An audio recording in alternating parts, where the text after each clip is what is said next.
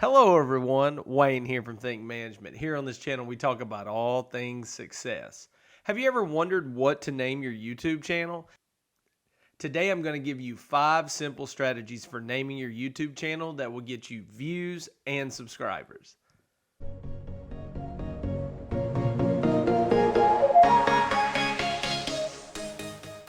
Well, hello everyone, welcome back. If you've viewed my videos before, welcome back. If you're viewing my videos for the first time, we're glad to have you today. Here on this channel, I talk about many tips and tricks for the YouTube platform. I help you with every single aspect of YouTube, from preparation to production. And today I want to share with you 5 simple strategies for naming your YouTube channel. You know, many people just start off and name their YouTube channel by their name. I think that that's very important because for me personally, people that name their name or use their name for their YouTube channel really have a greater sense of accountability, right? They're putting their self out there. The content that they produce has their name associated with it. Now, I'm not saying that there's anything wrong with not using your name, but many people just choose to use their name because it's unique to them. It really helps bring into focus what type of content they would like to produce. You know, so you can look at the many channels out there and you can see that probably 40 to 50% of channels use their name at some point in time. Now, keep in mind that all channels can change and that you have a lot of channels that seem to just kind of pop up and go. And the 30 to 40% that we're really talking about using their channel name are the channels that stay on the platform, not the channels that seem to just pop up and disappear in a couple of days later, if you catch my drift. Next, the second strategy people use for naming their YouTube channel is their channel purpose. For instance, if you're a fishing channel and you really wanted to teach people how to bass fish, it could be bass fishing with the kid, or bass fishing for monsters, or bass fishing for experts. You know, those types of things. You're revealing your channel purpose in your name. For instance, basket weaving for adults. I can't tell you how many channels are out there actually on basket weaving. I was just watching a video previously to where they started talking about underwater basket weaving. I had no idea even underwater basket weaving wasn't a hobby, much less an actual item that people actually looked up on YouTube. I was surprised, but it's a small community, but in fact, it is a community that does generate a lot of interest each month on YouTube. So the channel purpose, I will say that there is an advantage here that I'm going to suggest, is that if you do use the channel purpose for your title, know that when people search for that inquiry on the YouTube platform within the search bar, such as bass fishing for professionals or bass fishing for adults or deer hunting or, tying fishing knots, whatever it may be, that your channel can also be brought up in the search results if your channel name is closely associated with that search inquiry. Now, it's also something on the downside here I'm going to caution you here is because there really has to be a specific entry into the search field. Now, I'm not saying that your channel cannot be brought up as a secondary search result, because we all know that happens. But what we also know is that it has to be very specific. So don't think that, if your channel name is underwater basket weaving for adults and someone searches out how to weave a quilt, that, although the weave is in both of them, it really doesn't fit. So that is kind of the comparison I use when you use your general purpose, in the fact that know that, and I'll talk about this here in a little bit later, is that every single time, hands down, quality is greater than channel name. Value created is greater than channel name. It's never channel name supersedes value, or channel name is over content created. It's never that way.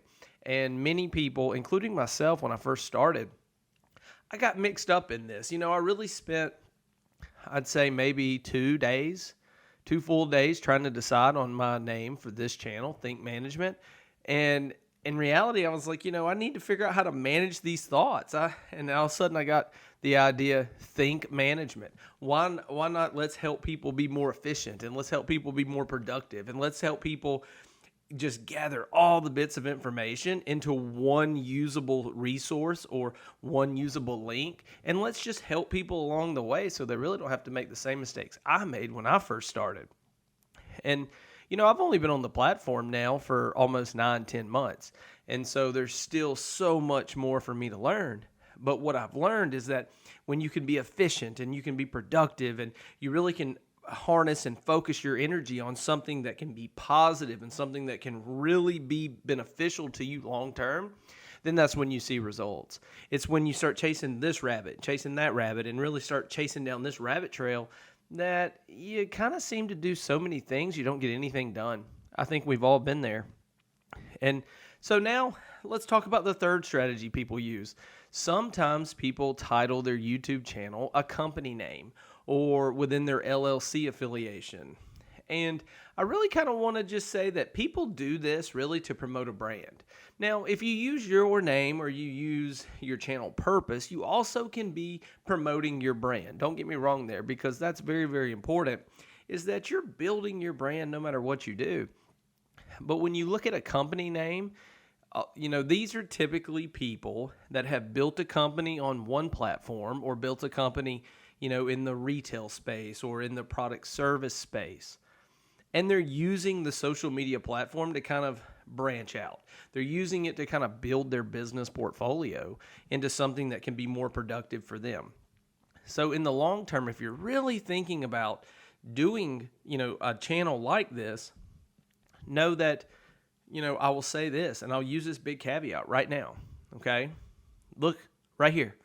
I am not a legal and financial expert. Don't think that I am. Don't try to be. Don't play one on TV. Although I've stayed at a Holiday Inn Express, I don't claim to be a financial expert. But what I do claim to be is an expert in telling you this. Seek financial advice. Seek financial help. Seek tax help, whatever it may be, before you go down this path, because there are so many tax liabilities. There are so many different things that can really pop up on your radar that I'm not even qualified to speak about, because they're so different state to state and country to country. So take that piece of information and just know, seek extra help, because other professional experts in these arenas can really help you get started and really kind of help you to where you can have long and prolonged and lasting success. Okay, so the next strategy people use, and this is kind of one of my favorites, is a catchy name. For instance, I think about people that have baking channels, right? They want to bake a cake, and then so it's bake a cake with Kate, or cooking with Brooke, or say pie making with Sissy, whatever it is. Now, I just made those up right off the top of my head, but those are the types of examples that I'm using, in that they use a catchy name that really kind of draws your interest. It really kind of it goes in the back of your mind. And there's a lot of psychological ways to it that you remember it because you can associate it with something else, maybe that's in your memory or that's kind of in your peripheral surroundings when you hear it. But taking that catchy name and really people that are thinking about, hey, all right, I'm really wanting to design a channel that people will remember. So what can I use? So this is kind of where I came up with mine, with think management, right? You think about two words that really don't go together, think and management, but yet at the same time, it's in every single thing that we do, and we don't realize it. And so that's why my channel comes about with think management. I use the catchy name strategy to help to where people would remember this channel. So real quick, if you're finding value in this, hit that like button, hit that subscribe, but also ring that bell so you become notified in the future. I would really appreciate it. And so the catchy name strategy, it's very beneficial here because, in the long run, if you ask any person that's been on the YouTube platform that has many subscribers, that's been around for a while, and or, let's take a step back, people that are subscribed to, say, 50 channels. Now, if you take those people that are subscribed to 50 channels and you say, write down your 50 subscriptions by memory, the ones that people remember are the ones that are really catchy names. That is the ones that really kind of stick out first. Now, the next one, which is highly closely associated with it, that could really be neck and neck as far as memory, will be the channel name, in which people use their name. Because you think about it, when people say it over and over again and you watch their videos, you'll remember them. I think about the people over at Think Media with Sean Cannell. That's what I remember, right? And so I can remember him. Nice fella, never met him. Wish him well, like the stuff that he puts out. Him and his team, phenomenal team there. But you'll notice that catchy name, or his name, which is kind of catchy now to me, because it kind of mix up the strategies, and he's really combined the strategies there. But you'll see that the catchy name strategy is very beneficial. So, the last thing, and this is the one that I'm going to say that is least preferred on the YouTube platform, but it certainly can be a way to be successful. I'll just say that caveat ahead of time, is people use a random name and or numbers. Now, the whole part about using numbers, sometimes when you use your name, your username's already been taken. I get it. And sometimes at the end, they'll stick a few random numbers like 0462 behind a name, such as Wayne 0462, right?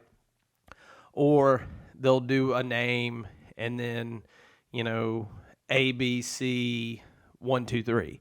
And I get that because there's all kind of names have already been chosen for YouTube channels. Well, that is very important, because if it's really kind of like that, people aren't really going to find you in the search bar. And, let's be real with you. But this leads me into a perfect segue into what I was mentioning earlier. Channel value always exceeds channel name, hands down. Not even compared. No comparison at all. You must realize that the value in the content that you put out reflects you. The value in content that you put out is truly a reflection of what you're doing and what kind of things that you're representing. It defines your character. You show your morals. You show your values. You really show the content and the things that you want to do, right? I mean, so many times when we sit back, do you want to follow someone because of their channel name? No. Well, maybe. Or do you want to follow someone because of the content that they put out that you, 1, trust, 2, value, 3, and or appreciate, because it could be a news source, it could be, information source, it could be biblical prophecy channels. And you trust what they're telling you and kind of keeping you updated. That saves you time from doing all the things, from looking things up and going back and forth and resource search and things like that. So think about that. Value is always greater than name. And then the next thing is, and I've mentioned it briefly, but your morals, your integrity, and your channel discipline is always greater than channel name. Now, channel discipline's one that I can make a few videos on, but many people get lost on the YouTube platform. Real quick, pro tip here. They get lost because they choose to do 5 videos on one topic and then 2 videos on a completely random topic. Now, I realize that, you'll hear so many people in here that says, niche down, niche down, niche down. The riches are in the niches. And, that's not true for everyone. I think that it's good to niche down. I think that it's good to be focused, because it gives your audience a clear perspective on what you're trying to tell them. It gives the audience a clear vision on what you're doing and what value you create for them. But you don't have to be completely narrowed down all the time. I will leave it at that. But being here and then being here and then being here and then being way down here, you can see how that would be confusing for anyone. For instance, if I made 57 videos on YouTube tips and strategies and speaking and confidence building, and then I made 10 videos on how to tie fishing knots, you would be confused. Heck, even I would be confused, right? I mean, that's not what the purpose of this channel is. And so I encourage you, when you look at this and you think about your channel name, for instance, one channel that's going to be coming out on the YouTube platform is Tall Pines, Tight Lines. Well, he's already told me that he's talking about tall pines, forestry, maybe spraying, maybe clearing, maybe some burning aspects, maybe even vegetation management, wildlife associated videos. And then he's also talking about tight lines and fishing. So I know that that's an outdoor channel, outdoor perspective. So see how that name incorporated two different purposes? Don't forget that, because you can think about how you can incorporate that strategy even within your channel name that prevents people and your audience from being confused. So I really do hope that this has kind of helped you through this process. And this is kind of the thought process that I encourage all the people that I talk to when you're going through naming your channel. Don't think that it has to be one specific thing. You can combine these strategies, but find what works for you. Know that it reflects you. It is you that is truly responsible for the content on your channel. Not your neighbor, not your brother, not your sister, not your mama or your daddy, but it's you. And I think that that's very important, because so many people today think that, oh, well, I'll have 2 or 3 people do this content and we'll all participate on this channel. Well, that's great, but everyone's going to be responsible that's there. You can't blame your channel performance on someone else that's not even there. Hence my point. So I would say this. If you're decided to join the YouTube platform here in 2020 or early in 2021, congratulations. Welcome to the family, because this is an amazing journey for people. This is one of the things that you have to step out of your comfort zone. You have to know that it's you that does the developing behind the scenes and behind the camera, in front of the camera. You really learn all kind of aspects, from time management to self-discipline to self-education.